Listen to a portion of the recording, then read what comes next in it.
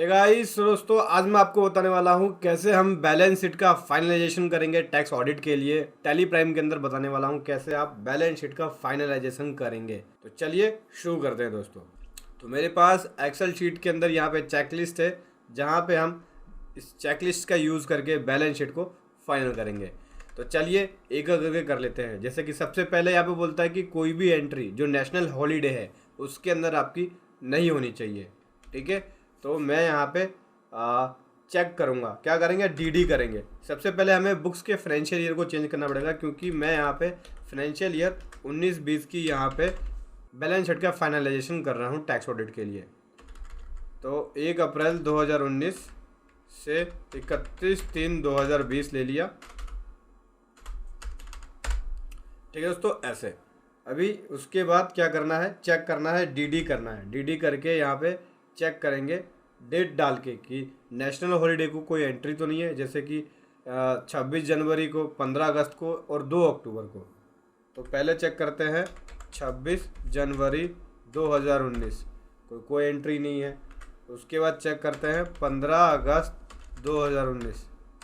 15 अगस्त 2019, 15 अगस्त को एंट्री है। ये सभी एंट्रियां हमें हटानी पड़ेगी। आप चाहे तो इस एंट्री को 16 अगस्त को मूव कर सकते हैं या 14 को कर सकते हैं। तो चलिए मैं इसको कर लेता हूँ 16 अगस्त को। ये एंट्री आपको हटानी पड़ेगी। यहाँ पे अगर आप एंट्री दिखाएंगे डिसअलाउ हो जाएगी इस तरह के एक्सपेंसेस, और साथ में आपको इसका वाउचर भी बनाना पड़ेगा। ठीक है, एंट्री में मूव करके दिखा रहा हूँ, आप वाउचर को भी बना लेना साथ में। 16 अगस्त को कर दिया मैंने ये मूव। इसको भी कर लेते हैं दोस्तों, 16 अगस्त को कर लेते हैं। अब अगली डेट आती है हमारी 2 अक्टूबर को। नहीं होनी चाहिए कोई एंट्री। 2 अक्टूबर को चेक कर लेते हैं। जैसे कि देख सकते हैं 2 अक्टूबर को बहुत सारी एंट्री हैं, पेमेंट्स की और जर्नल्स की। ये सभी एंट्रियां जो है हमें मूव करनी पड़ेगी। 2 अक्टूबर को एंट्री नहीं हो सकती, क्योंकि इस दिन नेशनल हॉलीडेज होता है। तो आप चाहे तो इस एंट्री को मूव कर सकते हैं 3 अक्टूबर को, 4 अक्टूबर को, जैसे आपको लगता है। चलिए मूव कर लेते हैं इसको। तो 2/10 की एंट्री मेरी सारी हट गई है। दिखाता हूँ 2/10, ये देख सकते हैं। इनके वाउचर्स भी आपको बनाने पड़ेंगे। 2/10 की एंट्री को आप 3 तारीख में कर सकते हैं, 4 में कर सकते हैं। ठीक है, ये कर लिया हमने। अभी ओके कर देते हैं। अगला आपको कंफर्म करना पड़ेगा कोई सिक्योर लोन तो नहीं है। सिक्योर लोन का कंफर्मेशन रखना पड़ेगा आपके पास। ठीक है, तो चलिए इसके लिए क्या करते हैं, बैलेंस शीट पे आ जाते हैं और बैलेंस शीट पे आने के बाद चेक कर लेते हैं कोई सिक्योर लोन तो नहीं है। अगर कोई सिक्योर लोन है तो उसका कंफर्मेशन, उसके डॉक्यूमेंट जैसे पैन कार्ड, आधार कार्ड, ये सारी चीज़ें रखनी पड़ेगी। लोन ऑन लाइबिलिटी में आ जाते हैं। अनसिक्योर्ड लोन है हमारे पास, और ये है हमारा अदर जो लोन है। जैसे कि मैंने यहाँ पे कंफर्मेशन रख लिया, इसका ओके है। अगला आ जाते हैं, अनसिक्योर्ड लोन का भी कंफर्मेशन रखना पड़ेगा। जैसे कि ये है अनसिक्योर्ड लोन, तो इसका भी कंफर्मेशन मैंने रख लिया है। इसको ओके कर लेता हूँ मैं। उसके बाद कंफर्मेशन है सन्ड्री क्रेडिटर का। ठीक है, जिसका डेबिट बैलेंस है स्पेशली उनका आपको रखना पड़ेगा। तो यहाँ पे देख लेते हैं, सन्ड्री क्रेडिटर पे आ जाते हैं। ये सन्ड्री क्रेडिटर, ये देख सकते हैं दोस्तों, इसका कंफर्मेशन ले लिया। बाकी डेबिट बैलेंस वाले का भी कंफर्मेशन ले लिया। डेबिट बैलेंस है, उसे बैलेंस शीट में हमें दिखाना पड़ेगा कि हमने एडवांस पे कर दिया। चेक करना होगा कि नेगेटिव कैश बैलेंस तो नहीं है। चलिए कैश बुक में आते हैं, DAL करके यहाँ से कैश ले लिया मैंने, और ये कैश बुक में आ गया। कैश बुक में F6 करके मंथली आ गया, और इसको चेंज व्यू कर लेते हैं, Ctrl+H करके डेली बेसिस पे ले लेते हैं।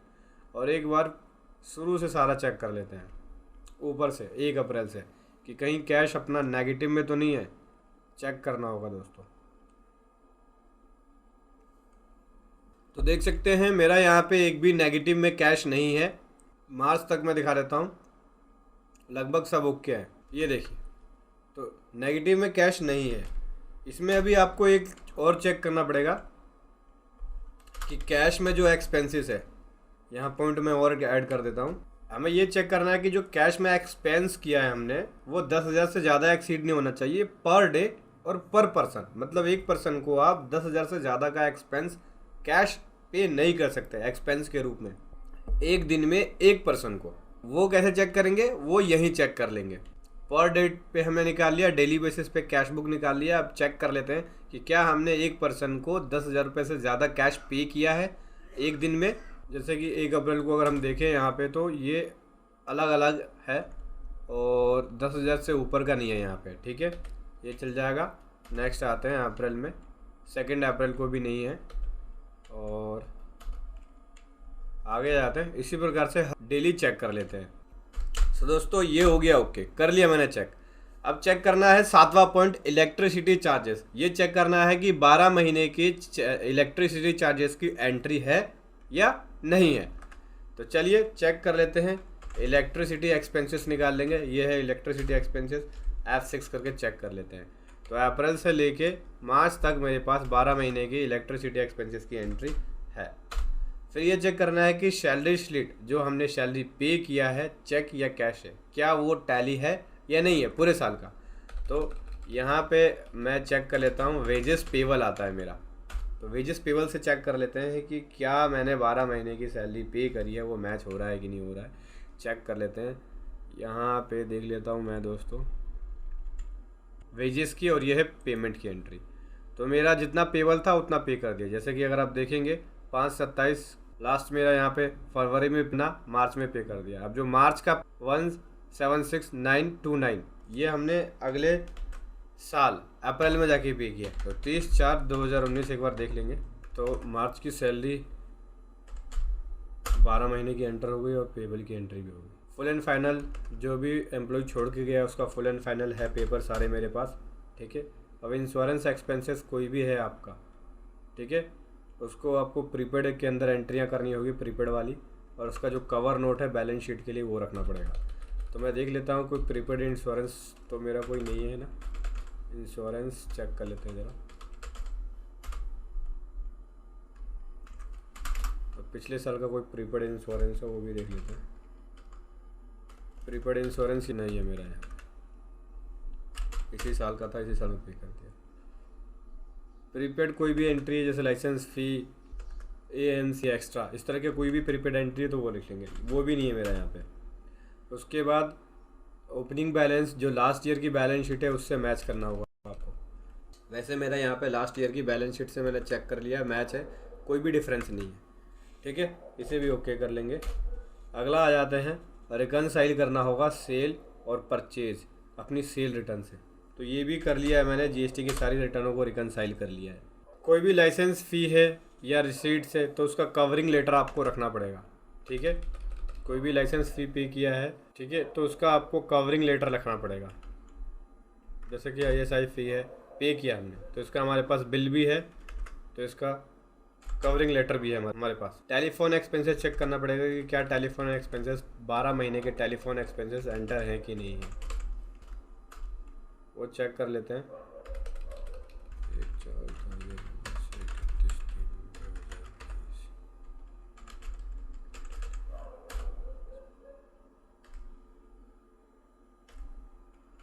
तो देख सकते हैं यहाँ पे 12 महीने के टेलीफोन एक्सपेंसेस नहीं है, बीच बीच में टेलीफोन एक्सपेंसेस गायब है। ये मैंने नोट डाल दिया दोस्तों यहाँ पे कि एंटर नहीं है। और सैलरी के अंदर सैलरी पेबल और पेड की जो एंट्री है उसमें 20-21 के अंदर मिसमैच है, 19-20 में जिसका हम बैलेंस शीट फाइनल कर रहे हैं उसमें कोई भी मिसमैच नहीं है। इसको ठीक कर लेंगे। डेप्रिसिएशन की एंट्री चेक कर लेते हैं, क्या डेप्रिसिएशन की एंट्री हमने करी है या नहीं करी है। एक बार मैं डेप्रिसिएशन की एंट्री देख लेता हूँ। ये देखिए की हुई है हमने डेप्रिसिएशन की एंट्री, ओके है। TDS सर्टिफिकेट मैच है, TDS लेजर से मैच है। उसके बाद TDS रिटर्न से मैच है कि नहीं है, मैच है सारी। रिकनसाइल है सभी बैंक अकाउंट्स, हाँ सभी बैंक अकाउंट्स रिकनसाइल है, ओके कर लिया।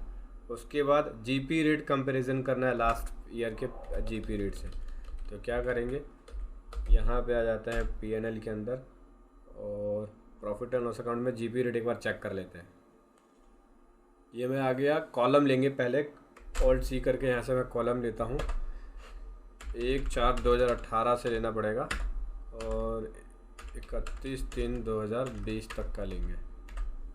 19-20 का इधर आ गया और ये 18-20 का आ रहा है। चलिए एक बार इसे अल्टर कर लेते हैं, ऑल्ट करते हैं और हमें चाहिए होगा 31/3/2019 का, क्योंकि 18-19 का चाहिए, 19-20 का तो ये रहा, 19-20 का ये, 18-19 का ये रहा, ठीक है। इसका अगर परसेंटेज चाहिए तो शो परसेंटेज पे यस कर देंगे। तो यहाँ से आपको GP रेट का जो ग्रोस प्रॉफिट है, इसका रेट ग्रोस प्रॉफिट ये रहा, ये देख सकते हैं, पहले 5.19 था, अब ये है 11.86। ठीक है, ग्रोथ हुई है पहले से। ओके हो गया जीपी रेट। ऑडिट फ़ी चेक कर लेते हैं कि ऑडिट फ़ी की एंट्री हुई है कि नहीं हुई है, चेक कर लेते हैं। ऑडिट फ़ी की एंट्री है दोस्तों 19-20 की, ओके कर देते हैं। फिर चेक करना पड़ेगा कैश एक्सपेंस वाउचर्स, वो सारे चेक कर लिए हमने, 10,000 से ऊपर की एंट्री है कि नहीं है। डेबिट नोट क्रेडिट नोट को चेक करना होगा साइन है कि नहीं है, सभी डॉक्यूमेंट साइन है। कैश रिसीट्स को चेक करना पड़ेगा साइन है कि नहीं है, सभी साइन है। चेक करना पड़ेगा जो कस्टमर को डिस्काउंट दिया या शॉर्ट एंड एक्सेस है, बैड डेट्स है, ये साइन है कि नहीं है, ये भी सब साइन है हमारे। ये चेक करना पड़ेगा कि जो रिलेवेंट जो लेज़र है प्रीवियस ईयर के बैलेंस शीट में जो हेड थे, क्या वो आपने इस साल के profit and loss account and balance sheet के अंदर वो हेड रखा है कि नहीं रखा। चलिए चेक कर लेते हैं। इसके लिए क्या करना होगा, सिंपल है, पीएनएल पे आ जाते हैं और पीएनएल पे आने के बाद ऑल्ट सी करके कॉलम ले लेते हैं। यहाँ लूँगा मैं 1/4/2018 से 31/3/2019। ठीक है, और यहाँ से देख लेते हैं ज़रा, ये सेल्स वाले हो गए, ये फ्रैट इनवर्ड और आउटवर्ड जो वर्क वाली हो गई। देख सकते हैं कि पिछले साल ये नहीं था, फ्रेट आउटवर्ड और जो वर्क नहीं था। नीचे आ जाता है डायरेक्ट एक्सपेंसेस में, जैसे कि ये सब था, पिछले साल ये नहीं था। Factory and godown maintenance expenses, उसके बाद यहाँ से और कौन सी एंट्री नहीं थी, लेबर चार्जेस नहीं था, और इसके बाद डायरेक्ट एक्सपेंसेस है। तो डायरेक्ट एक्सपेंसेस में क्या क्या नहीं था, जैसे कि ये नहीं था इंटरेस्ट ऑन लोन, और जैसे कि housekeeping expenses, gunman service, general expense और फ़ी, डोनेशन डिसअलाउ हो जाता है, इसलिए आपको डोनेशन को क्या रखना पड़ेगा, जनरल एक्सपेंस में रखना पड़ेगा। डोनेशन नहीं तो डिसअलाउ हो जाएगा दोस्तों। ठीक है, डोनेशन को आप दिखा नहीं सकते यहाँ पे।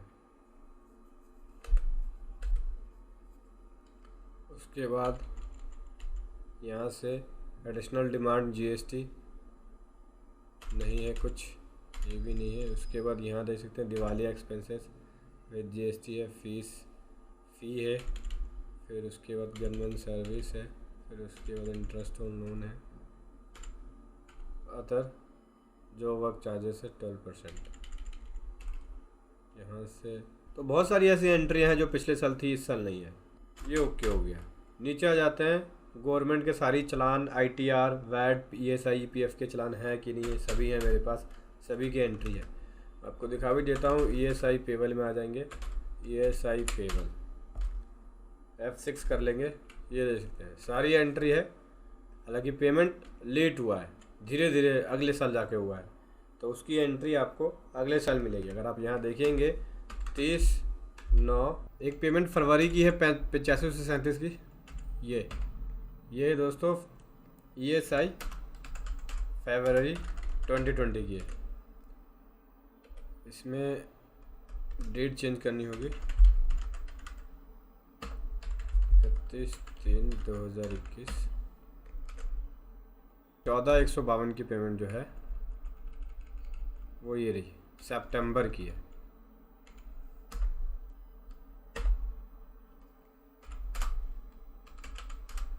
सितंबर 2019 की है। ठीक है, और जो मार्च की पेमेंट है 7141, वो जाके अगस्त में पे हुआ है, ये देख सकते हैं 7141। तो कुल मिला के ईएसआई पेबल ओके है। फ्रेट इनवर्ट सभी परचेज के ऊपर एंटर है कि नहीं है, ठीक है, ये चेक करना पड़ेगा। या प्रीपेड एक्सपेंसेस पिछले साल के इस साल ट्रांसफ़र किए हैं कि नहीं किए हैं, वो चेक करना पड़ेगा। तो वो कहाँ से चेक करेंगे, बैलेंस शीट से। बैलेंस शीट में देख लेते हैं कि कोई एक्सपेंसेस पेबल है कि नहीं। अगर कोई एक्सपेंसेस पेबल आ रहा तो उसको सेट ऑफ किया है कि नहीं किया, वो चेक कर लेते हैं ज़रा। सॉरी, 1/4/2019 से 31/3/2020 देखना होगा। यहाँ से कैपिटल अकाउंट करंट लाइबिलिटीज़ के अंदर देख लेते हैं, एक्सपेंसेस पेबल तो नहीं है। जैसे वेजेस पेबल है तो ये अगले साल जाके पे हुआ है। इंटरेस्ट है ये अगले साल जाके पे हुआ 21-22 में। ईएसआई पेबल है, इलेक्ट्रिसिटी एक्सपेंसेस अगले साल जाके पे हुआ है। चेक कर लेते हैं, ये देख सकते हैं। यहाँ से पिछले साल का हमने पे कर दिया, इस साल का अगले साल जाके पे हुआ है। जैसे वेजेस पेबल भी देखेंगे तो पिछले साल का ये वाला अमाउंट इधर हमने पे कर दिया, इस साल का अगले साल जाके पे हुआ है। इंटरेस्ट पेबल है वो इसी साल का है, अगले साल जाके पे हुआ है। ESI पेबल दिखाया मैंने आपको, इस साल का हमने इधर पे कर दिया, ये वाला अमाउंट अगले साल जाकर पे हुआ है। ठीक है दोस्तों, तो यहाँ हम ओके कर देते हैं। उसके बाद ये भी ओके हो गया। ठीक है दोस्तों, तो ये हो गया दोस्तों ओके। हमारी यहाँ पे बैलेंस शीट लगभग फाइनल हो चुकी है और इस तरह से आपको फाइनलाइजेशन करना है ऑडिट के पर्पज से बैलेंस शीट का। वीडियो कैसी लगी ज़रूर बताएं। Thank you so much. जय हिंद, वंदे मातरम।